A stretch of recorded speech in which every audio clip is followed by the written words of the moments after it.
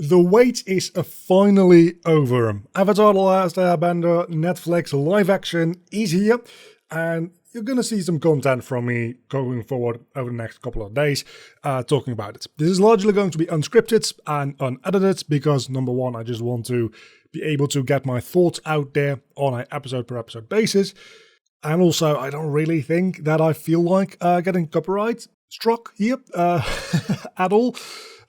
By using footage from the episodes themselves. So I'm just going to use a screenshot or a couple of screenshots for the visuals. Largely, this is going to be in a more podcast-like format, much like everything else on this channel, right? So I do have a couple of bullet points, notes that I've taken during the watching of the episode, but aside from that, this is going to be entirely unscripted and mostly off the top of my head. So let's get started with my notes. Note number one is, who is this for to begin with? I think that is important to establish right away for this show, because this show is an adaptation of another show, and as such, you have a very interesting problem to deal with right away, and that is, do you assume that the people watching this show have watched the original, or are you trying to make something that a new viewer can get into as well? And obviously, it's always going to be a mix of both. You want to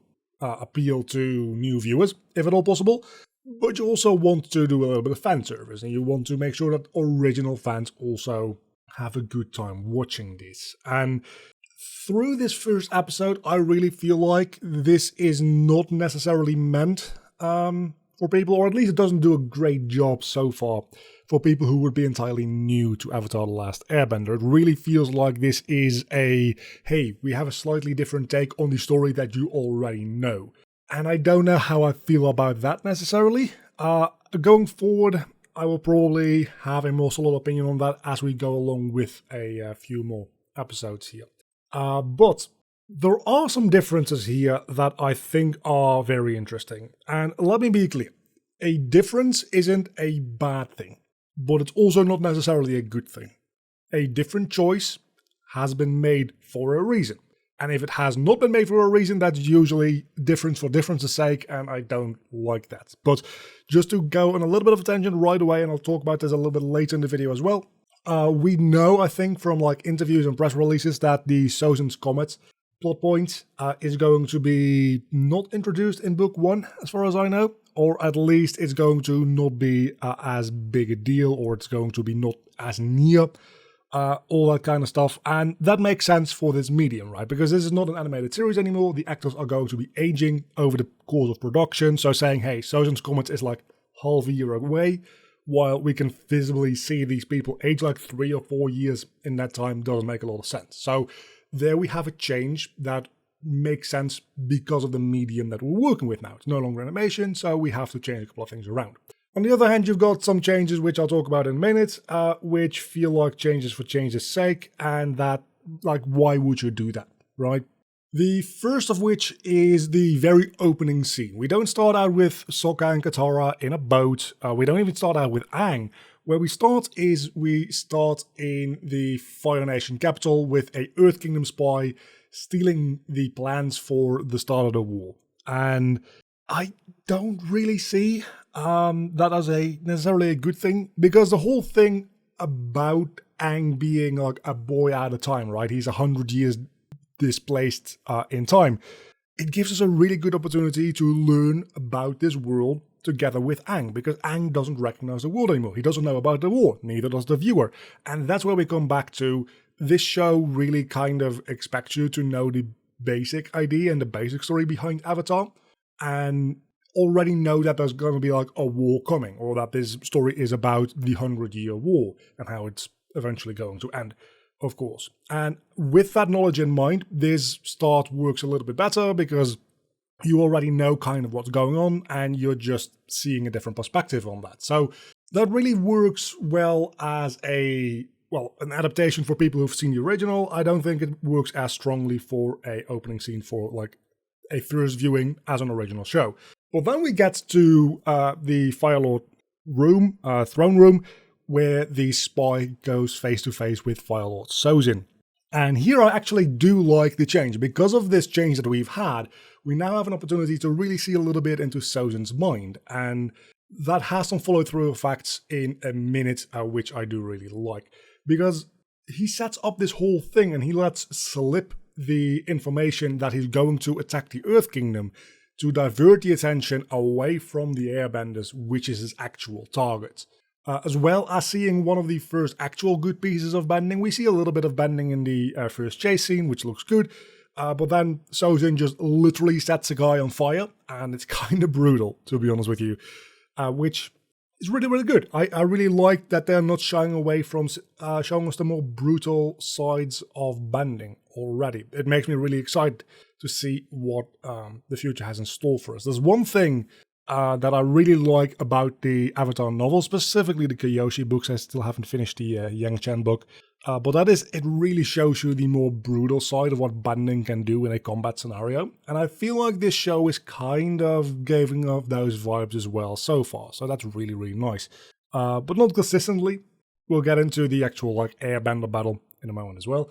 So there's some up and downsides to starting the way we start. And then we also get to see Aang in his normal life before he learns he's the Avatar for a little bit, and we get to see him interact with Mong Gyatso and talk about his friends. We don't actually see him interacting with any of said friends, which is a little bit of a lost opportunity, I think. Probably should have shown him at least playing a little bit of airball, because he does mention it. Just show him doing that in the beginning, instead of him just floating around very awkwardly. The airbending for Aang itself doesn't look great. I was a little bit worried when watching the introduction scene to the show, where Avatar Kyoshi is bending all the elements. Fire and earth look amazing. Air has a little inconsistency to how good it looks. In the battle coming up with firebenders versus the airbenders, it looks amazing. Aang just kind of floating about looks really goofy. I don't love that. And the water bending also, it's the most difficult thing for the animators to do, I am sure, to make good looking water bending, because it doesn't look great so far. Maybe as the show goes on, they'll do some more complex movements, which might actually make it look a little bit better, because so far all the water bending we've seen has been rather slow. And that slowness, I think, makes it look less good. So if the water movements become faster, I do think that it will end up looking better.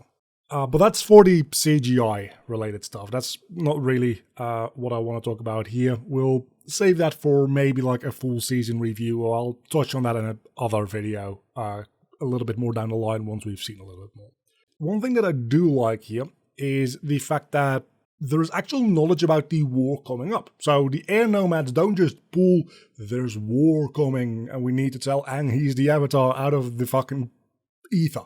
In the original show, you could kind of just suggest that, but they sense the tides of war coming through spirituality. And there is something to that, I suppose. It makes their spirituality an important part of their culture and their being. But it also kind of takes into question, is airbending also fortune-telling? I don't know about that. Here they just have that information, and that does make a little bit more sense. What, however, doesn't make as much sense is the fact that all of the airbenders just happen to be in one place at one time at the very moment that Sojin needed them to be there.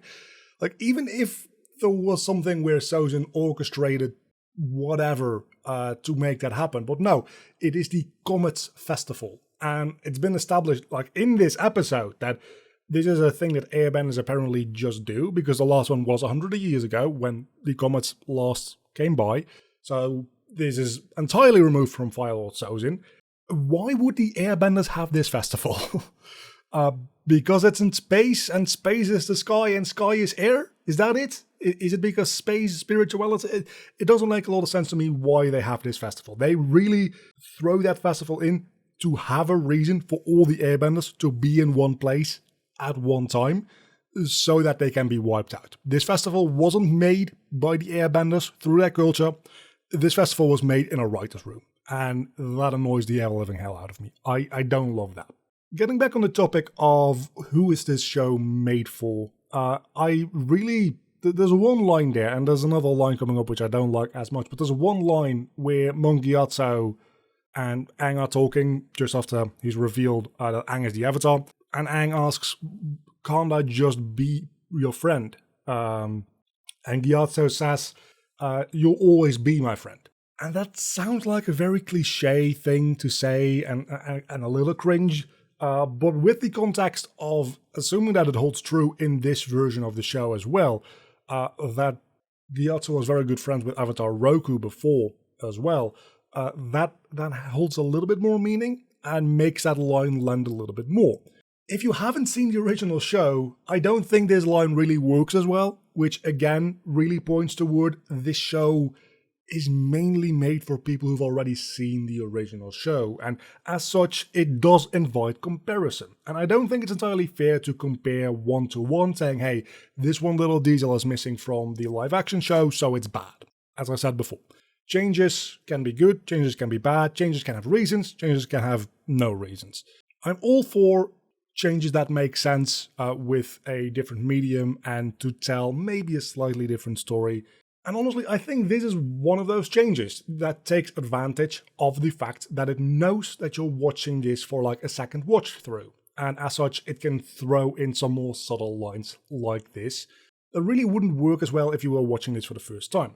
Very shortly after that though, the first big scale battle begins, and this is really the first test of how the bending is going to look in this show. And I was worried a little bit. The trailers looked pretty good, but not necessarily always the most consistent.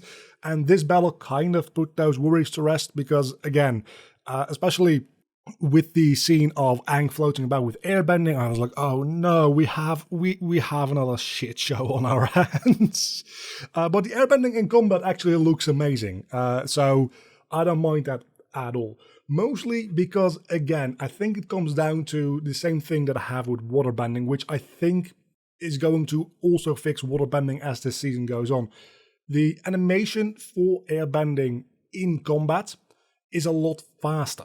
And as such, also, like, they bring more dust with it to make it more visible because it is a lot faster. And that fixes most of the issues that I have with Aang just floating about, because it's relatively slow movements and the way air is animated, it's just like a bit of a distortion. There's not a lot of like dust kicking up to show the airbending itself. And I honestly think that for the most part, that's also going to happen with waterbending. Is as Katara and everybody in the crew gets better at waterbending, it's going to be faster and it's going to have less of those issues as a result. So that is really, really promising. Speaking about waterbending, let's actually go to the Southern Water Tribe with Katara and Sokka. And right away, as I said, the bending worries me, but I will hold out hope for it to start looking better as the season goes on. Now, Sokka has been a little bit of a thing in the weeks preceding the release of this show. That Sokka was going to be less of a sexist piece of shit, and that bothered a lot of people, partly me included, because that is, while it is not his character arc entire, it is an important first step in his character arc to learn to appreciate other people around him, including women. And that's also the B-plot of the Kyoshi Island episode, which I think is coming up next, if all makes sense. So I suppose in the next video we'll talk about that. But he still is kind of a dick, just not a sexist dick. So there still is room for him to grow there, I suppose. But even that has been dialed back quite a bit from what I can tell. So there's not as much room for growth, and he does more of a quick 180 in this show, I feel like, so far. But then again, I've only seen the first episode, so maybe what we've seen here, because he also does a real hard 180 on Aang, right, in the original show. He's like, no, we don't want the stranger in our tribe, and oh no, he's taken, let's go rescue him. That's a real hard 180 in the original show as well, and that happens here too. But then in the original show, we very quickly after that see him being a huge dick on Kyoshi Island. And my question is, how is the live action show going to do that if it isn't through him showing very blatant sexism? Because that is what that episode does. I guess we'll see that hopefully next episode. But that is something that does still slightly worry me. And this is one of those changes where I'm like, yeah, but this change doesn't really make a lot of sense to me, because it's not like that was ever shown to be a positive character trait, right? The whole point of that was that Sokka was an imperfect character which had a lot of growth to do. Taking away one of the things that he has growth in makes his entire character grow less. And that worries me a little bit, because not because of the sexism specifically being taken away, but because of the reasoning behind it. That being, it doesn't have any place in like a modern work of fiction, which makes no sense, because honestly that just means that there's no real good reason at all to remove it, and it doesn't add anything to remove that. Like there's some things that maybe get removed that actually give opportunity for different stuff, right? Like us not starting with Sokka and Katara and learning to appreciate and understand this world together with Aang. That's something that's been taken away in this adaptation. But then at the same time, that gives us room to add in those scenes from Aang before the comet arrived and when all the airbenders were still alive, giving us more of a connection to Aang and to those people, which makes us feel a little bit more connected with Aang when he finds out that all those people have been killed at the very end of this episode. So making a change there takes something away, but also gives something back in return. With Sokka's sexism, so far it seems like it's taking something away, but it doesn't present a new opportunity in turn to fill in the same narrative beats with different stuff. Anyway, I can make a very long-winded video about that. I'm not going to do that. We're just going to stick with I don't like this for now, but we'll see. Mostly the next episode, I think, is going to come down to whether or not they can land a good story with that or not. So we'll see that at that point. That said, though, Sokka's lack of being a sexist piece of shit toward Katara also means that Katara doesn't do her like emotional outburst waterbending, which is what sets Aang free / starts setting Aang free anyway. And the replacement scene here is a little bit weird, in my opinion, because Aang's just apparently already been hanging out above surface for the entire 100 years or so in that ball of ice. And Katara waterbending a nearby boat toward them is what breaks Aang out. Which, I don't know about that. That does not at all seem connected, and it kind of, like, you could argue in this case that Aang, in the Avatar state, in the ice, senses that other people are nearby, and it's like, I'm breaking out now. I think that's a little bit weak in the original show, and I'm going to try to not compare them too much because I want this show to also be able to stand on its own. But when the original show does something just straight up better or more logical, I am going to make the comparison. And here, the comparison is, in the original show, you have Aang under the water, under an iceberg. Katara removes the iceberg from on top of him. He floats up to the top with his ball of ice and then breaks out. You could even argue that maybe Katara waterbending, the thing that Aang is inside partly, snaps him out of his little trance and makes him break free. In this case, whatever Sokka and Katara are doing is not even remotely connected to Aang's iceberg. So they don't really interact with it whatsoever. So why does he suddenly break free, is my question. And the answer is, doesn't seem to be a real good answer in this case. But that does bring us to Zuko's introduction, and honestly, this introduction is on point. People have complained a little bit about the scar, which in certain scenes it does seem like it might be a little bit on the small side, but in more like broad daylight type scenes, it does seem a lot bigger, so that might have just been a lighting issue in the trailers for the most part. I will say I could have done without him having the eyebrow on that side. I do agree with that. I think it would look better without the eyebrow, but the scar of the size and the detail in the but the size of the scar and the detail in the scar, I think is pretty good, honestly. Making it much bigger than it is right now probably would have looked a little bit goofy, and if it weren't to look goofy, they'd probably have to make it pretty gross to make it look good. So I think this is a pretty good middle ground for that. And again, we're back to this whole, like, we're in a new medium, so things do have to change a little bit. It is much smaller than in the animated cartoon. But I don't think you can just say, oh, but it was bigger in the cartoon, so it should be bigger here too. Because things just look different in the cartoon. And on the other hand side, you have like Aang's tattoo, right? It's not a solid blue arrow. And I think that is an improvement. Having more detail there, because we're now on live action, having that just be a solid blue arrow on his face and his hands and throughout his entire body would look really weird. So you adapt something from the original to whatever suits your new medium more. And I think this scar also does that. Having the very big, like half of the face scar wouldn't look as good in live action. So adapting that to be a little bit smaller, a little bit more subtle. It's still not subtle, guys. It's still not subtle, not in the least. But a little bit less over the top makes sense in live action to me. Again, I could have done with him shaving off his eyebrow or like prosthetics over the eyebrow. The eyebrow kind of bothers me as well. And here we get into more opportunities for additions to the show, because Iroh says maybe it is time to consider that the throne isn't everything. And Iroh, I feel like in the first half of the first season of the cartoon, isn't really written out as well as throughout the rest of the series. I'm sure that the creators had in mind where he was going, but you can't really tell that too much. And you can't tell that there is a lot of backstory there for Iroh, really up until the finale of the first book in the cartoon, where he says something along the lines of having lost his son. That's the first time that's brought up, and that's the first time we're getting a little bit of backstory for Iroh there. Here, during Zuko's introduction, we see him say, hey, maybe the throne isn't everything, and Zuko responding with, it might have not been for you, but it is very important to me. Which firstly sets up how important the throne and his honor. We haven't heard him say the word honor yet.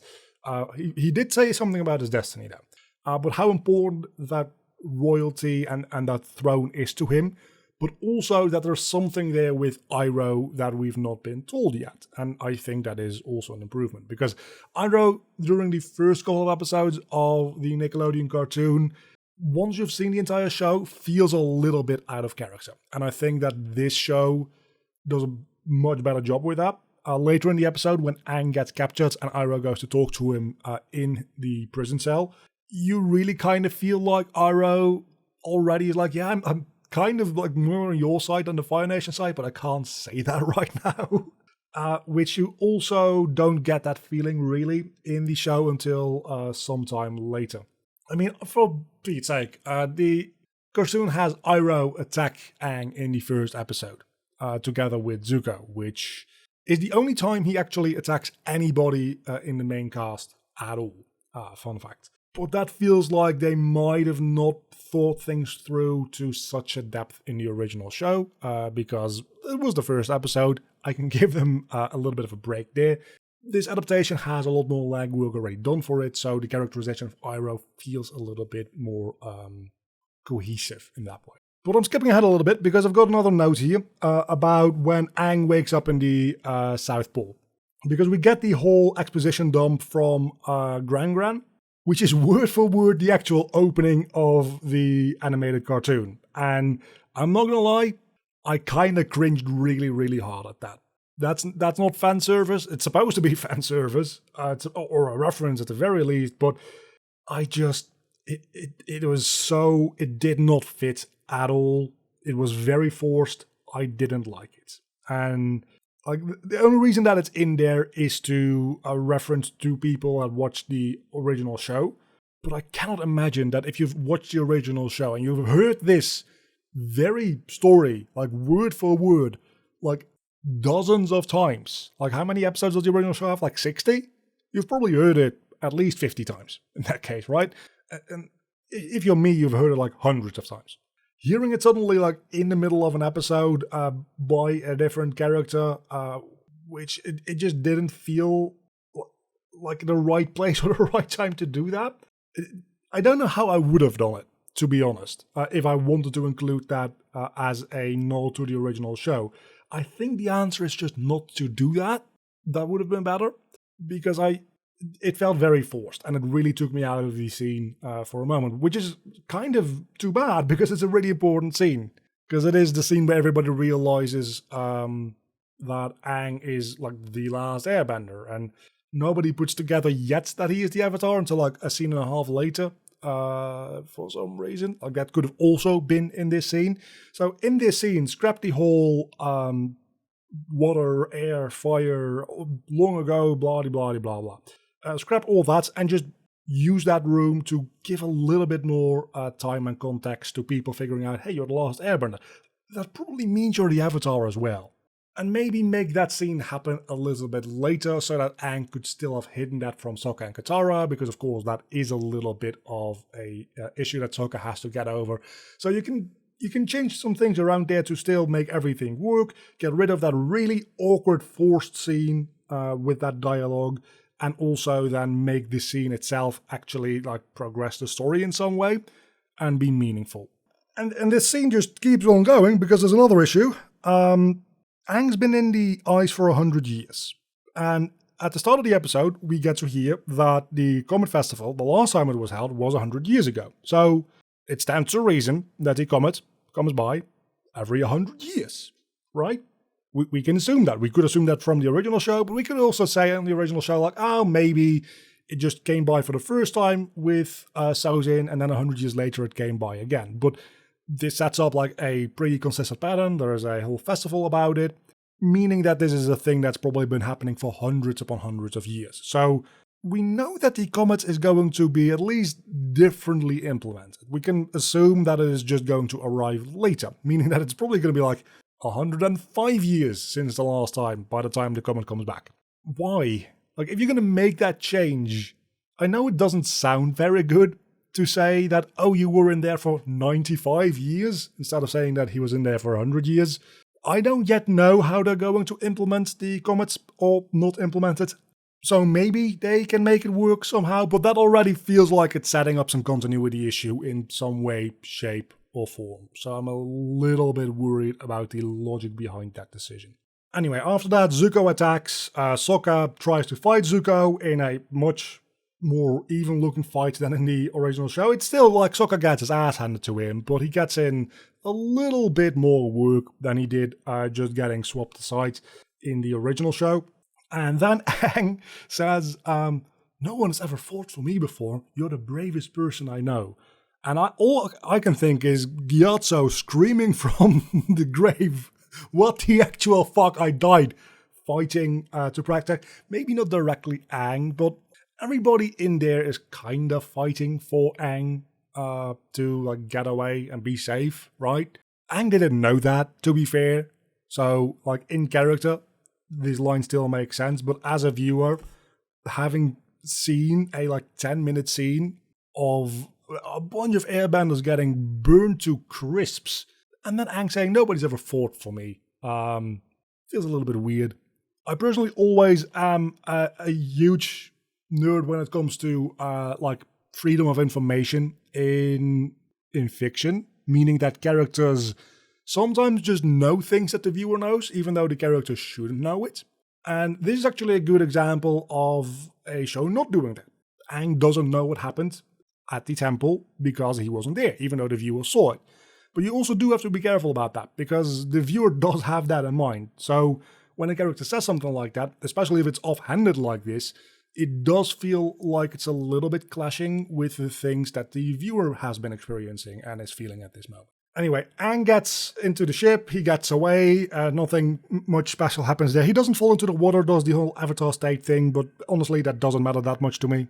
And then we get to the Southern Air Temple, which in this case isn't really an entire episode on its own. The episode itself is like 45 minutes. The Southern Air Temple is the last 10 or so minutes here.